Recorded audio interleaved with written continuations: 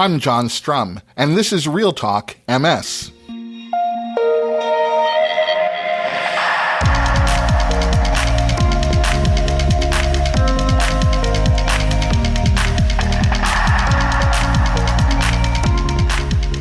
It's December 2nd, and we have a lot to talk about. Today is Giving Tuesday, so before we get into today's episode, I want to circle back to something I started talking to you about in last week's episode of the podcast.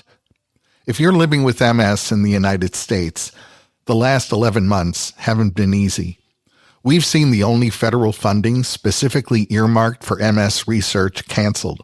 In fact, we've seen funding from the National Institutes of Health for thousands of medical research projects brought to an abrupt halt. Huge multi-billion-dollar cuts to Medicaid, a program that hundreds of thousands of people with MS rely on, have already been signed into law. Policies designed to offer greater protections for people who fly with a mobility aid have been tossed aside with announcements that they simply won't be enforced. And premium tax credits have been allowed to expire, putting health insurance financially out of reach for millions of Americans. As depressing as all of this sounds, I don't say any of it to be a Donnie Downer. I say it because these are just some of the reasons that I believe the National MS Society has never been more important to the MS community.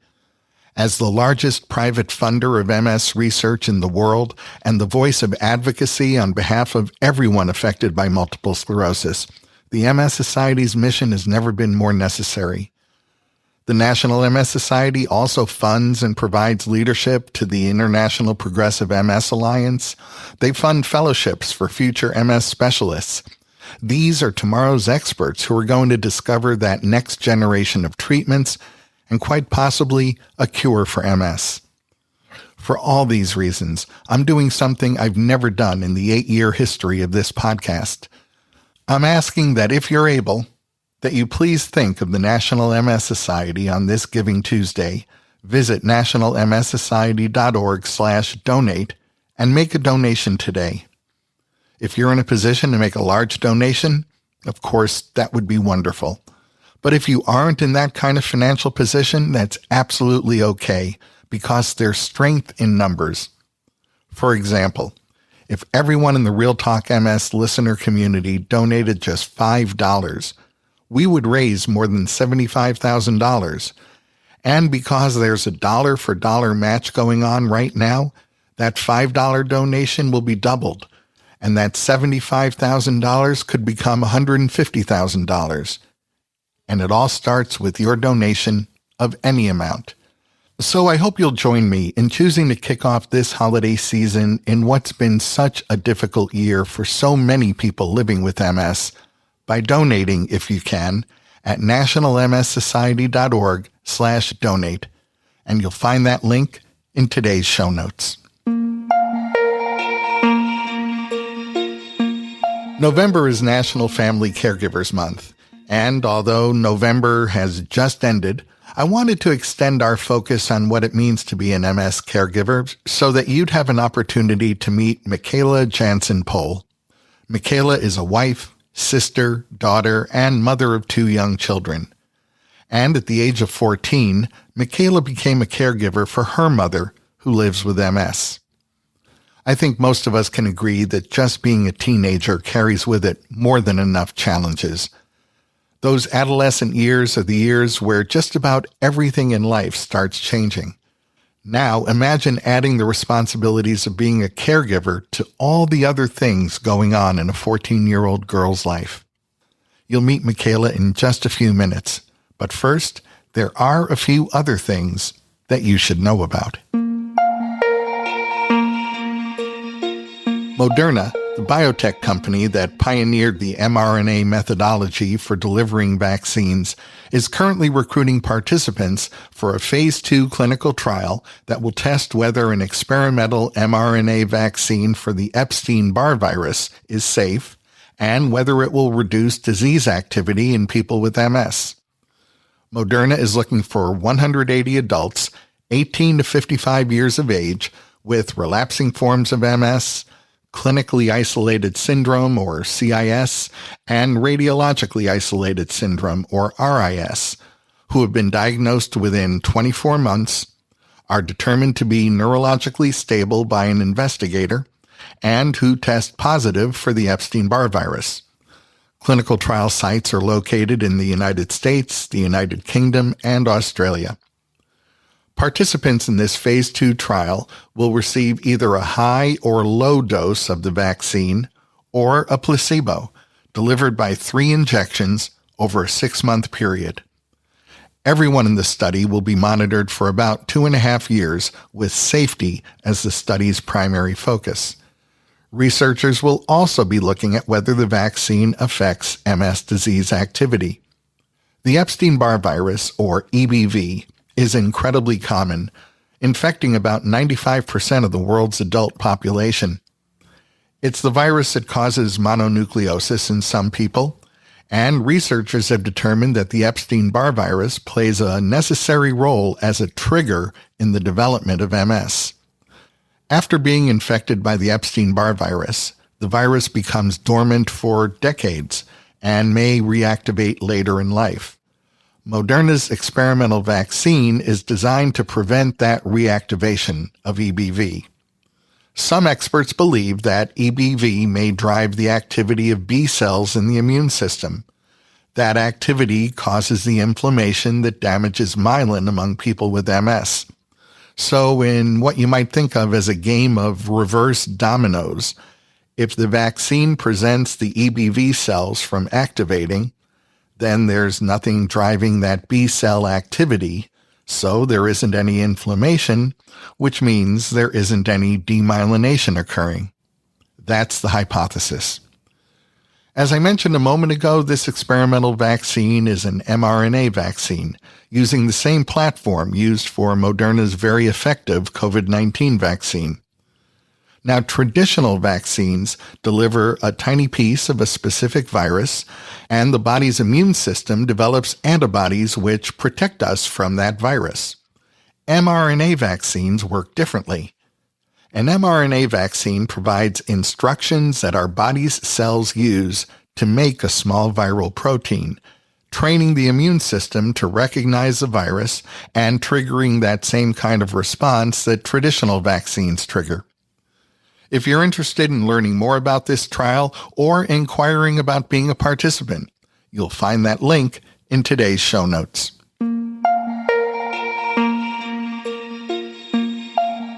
MS affects women almost 3 times more frequently than men, so it may surprise you to learn that until fairly recently, there wasn't a lot of research focused on how MS impacts women's health issues like pregnancy, postpartum, and menopause, and how some of those health issues might impact MS.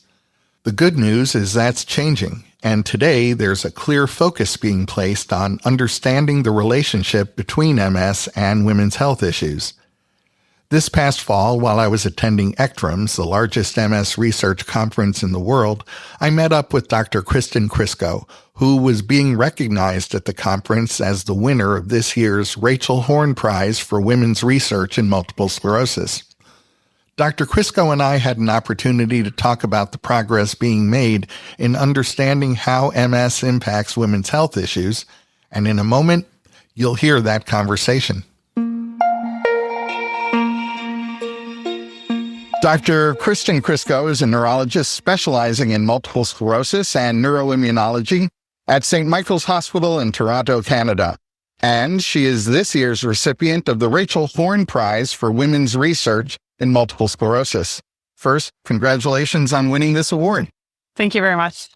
You've had an interest in women's health and pregnancy and MS for quite some time. You actually established a women's health and pregnancy MS clinical and research program at the Barlow MS Center at St. Michael's. What sparked your interest in women's health issues and MS?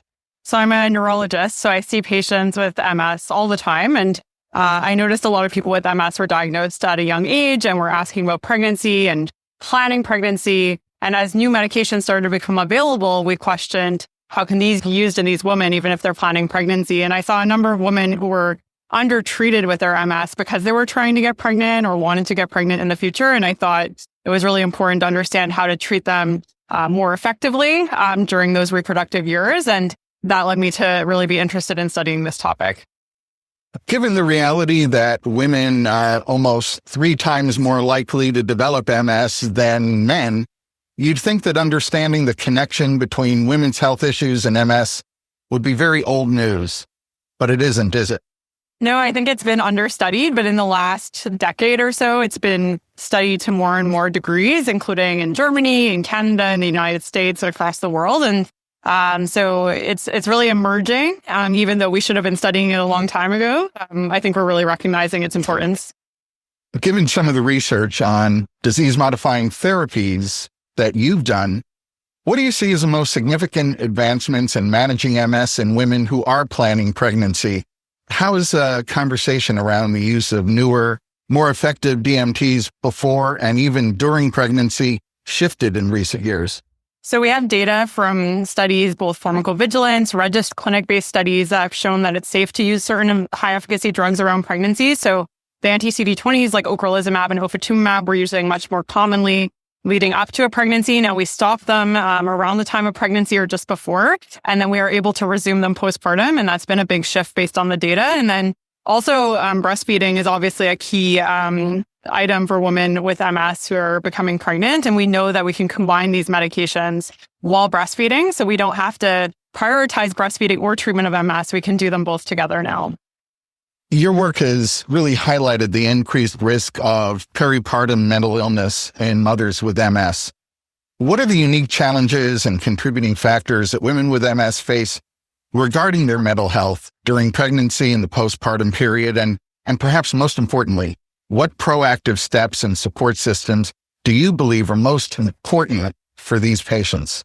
Yeah, so people with MS already have a higher incidence of depression and mental illness than the general population. And we know pregnancy is also a high-risk time. So working with other researchers in Canada, including Ruth Ann Marie, we looked at the incidence and prevalence of this in people with MS and found it was indeed higher in Ontario, Canada than patients without MS. And that's really important to know because we're not necessarily picking up all these women in the clinic. And I think neurologists need to take a role in screening patients for peripartum mental illness, which we're not necessarily doing routinely. And then once we identify them, we need them to connect them with resources to manage that, whether it be through their obstetrical programs or psychiatrists we work with. We need to really find ways to treat it after identifying it.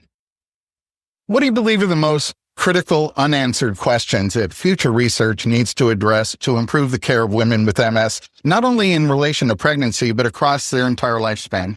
Yeah, so there's a lot been done on pregnancy. We still need to keep researching that. And as new drugs come out, we need to understand the safety of those new drugs, like the BTK inhibitors will be coming out probably eventually. We need to understand that. So that will continue. And then other areas of women's health, I think menopause is a really important time. Our patients are aging with MS and living longer than they were in the past in general in the population. And so we need to understand how to treat symptoms of menopause in patients with MS, understand the role of menopause in the progression of MS, and how potentially we can use hormone treatments to target the underlying disease. And this is really avenues just starting to be explored. Well, Dr. Kristen Christo, I want to thank you for all you do to improve the lives of people who are living with MS. Thanks so much for taking a few minutes to talk with me today. Thank you very much. Last January, one of the things we talked about was that recruitment had been completed for the phase 2 clinical trial for Continuum Therapeutics PIPE 307, an investigational oral remyelination therapy. And last week, Continuum reported that PIPE 307 had failed to meet both the primary and secondary goals in that clinical trial. In the trial, 168 participants with relapsing remitting MS were divided into 2 groups. One group received 2 daily doses of PIPE 307, and the other group received a placebo. The trial tested the safety of PIPE 307 while tracking changes in visual acuity, which would indicate better myelination in the nerve that sends messages from the eyes to the brain. Changes in walking, dexterity, cognition, and biomarkers for MS were also assessed. I want to point out that in the mouse model of MS, Pipe 307 was successful in increasing myelin repair and reducing physical disability. And I want to mention this because it reinforces something I always make sure to remind you of, that there's a vast difference between a mouse brain and a human brain. So we can and should be encouraged when an investigational therapy is shown to be effective in animal models of MS. That success is what sets the stage for human clinical trials. At the same time, that success isn't really giving us much of an indication of how that therapy is going to perform in a human. Frankly, if it did, we wouldn't need human clinical trials. There are probably at least another dozen studies from another dozen biotech companies, all focused on remyelination, each hoping their secret sauce is the right recipe that will promote myelin repair and restore lost function to people living with MS. We'll continue to keep you updated as we all wait for someone to cross the finish line in what could be a life-changing kind of a race.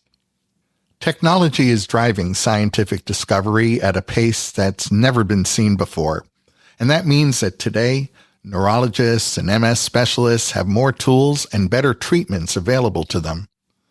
Being diagnosed with MS means that most people with MS will experience an MS journey far differently than they would have just 20 years ago.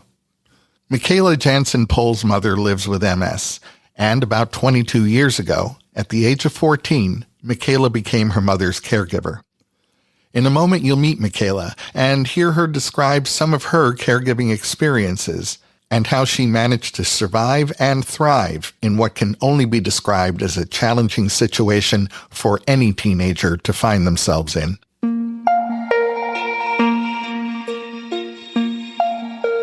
Imagine adding the responsibilities of being a caregiver to the everyday pressures and challenges that go along with just being a teenager.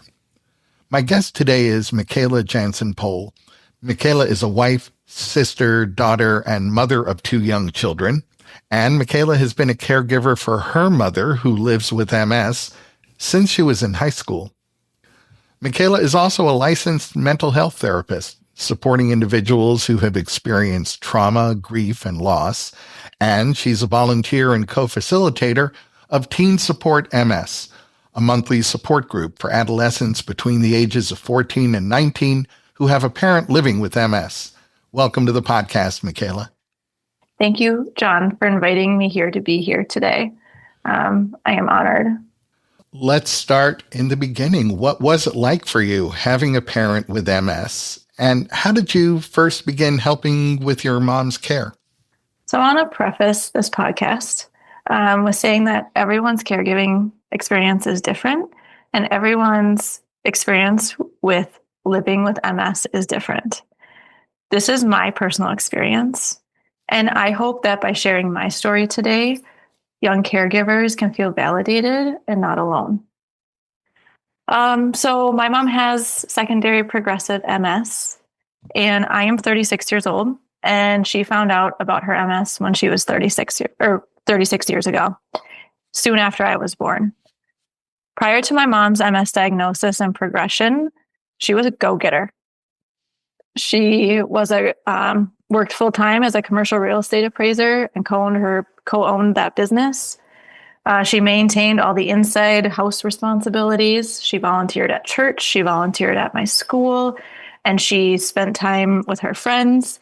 My dad also traveled a lot for work, for his own work when I was a child. And so my mom did a lot of solo parenting responsibilities with my sister and I.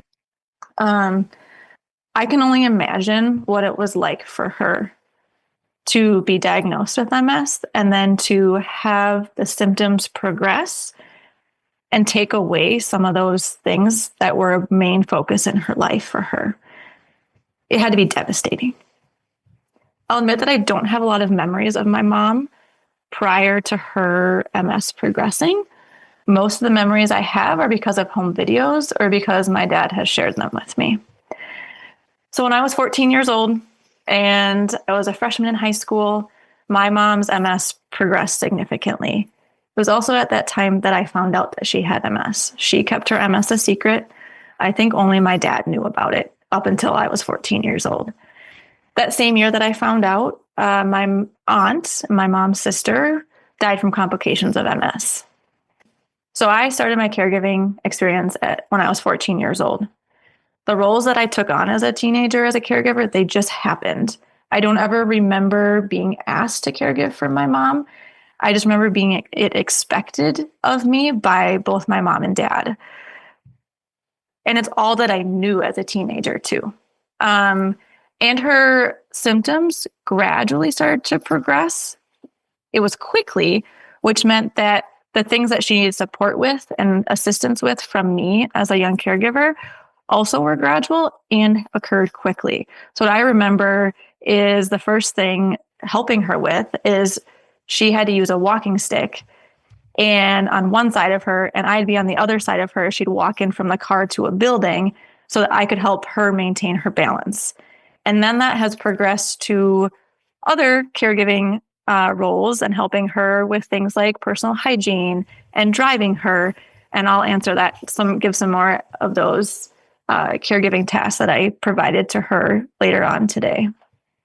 I was about to ask, what sorts of things did you help your mother with? So would you like to continue that list, perhaps?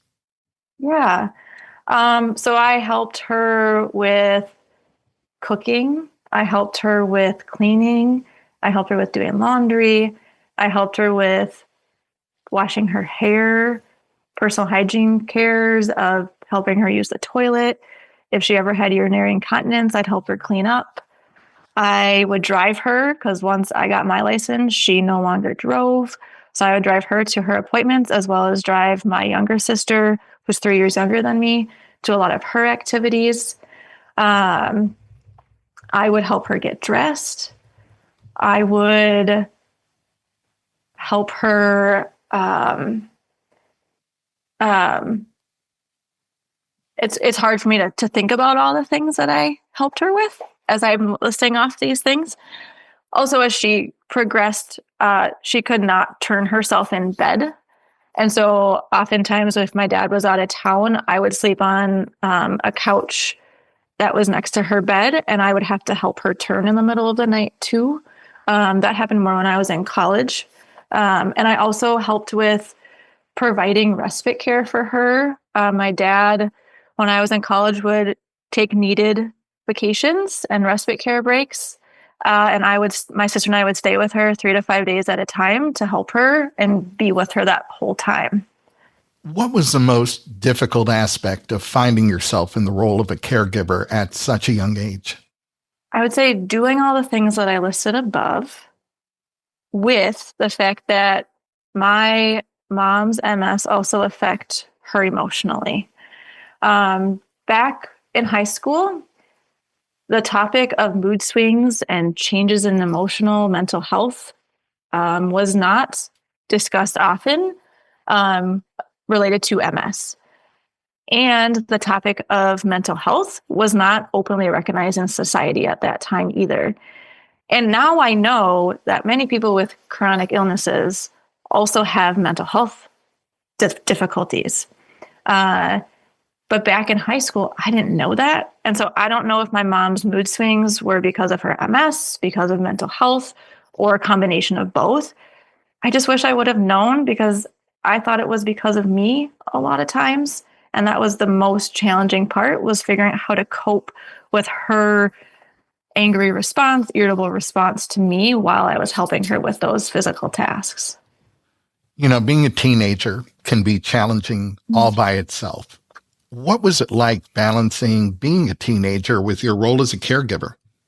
I would say I was very fortunate to have a lot of people help me and step in for roles that my parents could not provide to me. I also don't know how I did everything when I reflect back to high school.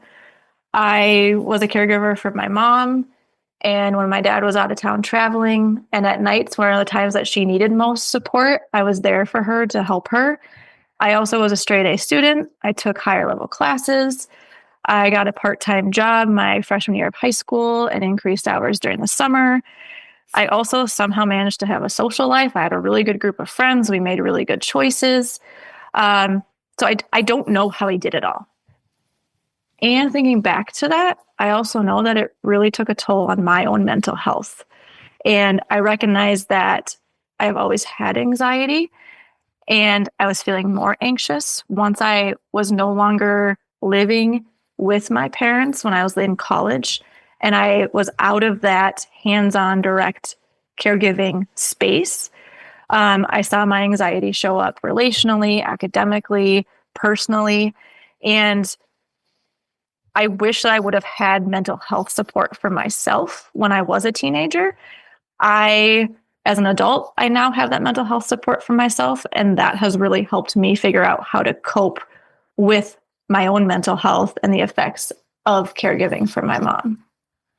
As you were growing up, were there family members or teachers or other adults who understood what you were going through? I was really fortunate that I had a friend in high school who was very outgoing. I was very reserved. And she saw that I had an MS walk shirt on. And she said, "Who do you know that has MS?" And I said, "Oh, my mom does." She goes, "My mom does too. You have to go." She told me, "You have to go to MS youth camp." I live in Minnesota, and the Minnesota chapter used to have MS youth camp once a week every summer for kids who had parents with MS. So my junior year, the summer before my junior year, I decided to go to MS youth camp, and I met multiple other teenagers who had a parent with MS. We got to connect. We felt understood. We felt validated, and I didn't feel so alone. And then that brought me into being a volunteer for the MS Society, participating in more MS Society events for teenagers. I also had several friends' families in high school and college who took me in as their own daughter. I got to go to their houses. They would invite me to their houses, and I didn't have to take care of anyone. I got to be cared for. Meals were made for me. I had some families that invited me on their family vacations. I remember this one time in college over spring break, my friend lived in Wisconsin, and she said, "Hey, Michaela, my parents may want you to come home with me for spring break." It was wonderful. I got a break from school and a break from caregiving. So I was really fortunate to have that. I also, I co-caregive with my dad and my sister. They've been there to support me through it all. My sister and I, we each have our own different caregiving experiences. However, since we grew up in the same house, we have the same parents, we have the most similar experience than anyone else. And so my sister and I are best friends to this day. We care about each other. We support each other. And another person who was really helpful was my nanny that I had as an infant. We have continued to have a relationship, and she has really stepped in for me to help me out as a young adult and also be like a grandparent to my own kids. How do you think being a caregiver affected your relationship with your mother? It was hard.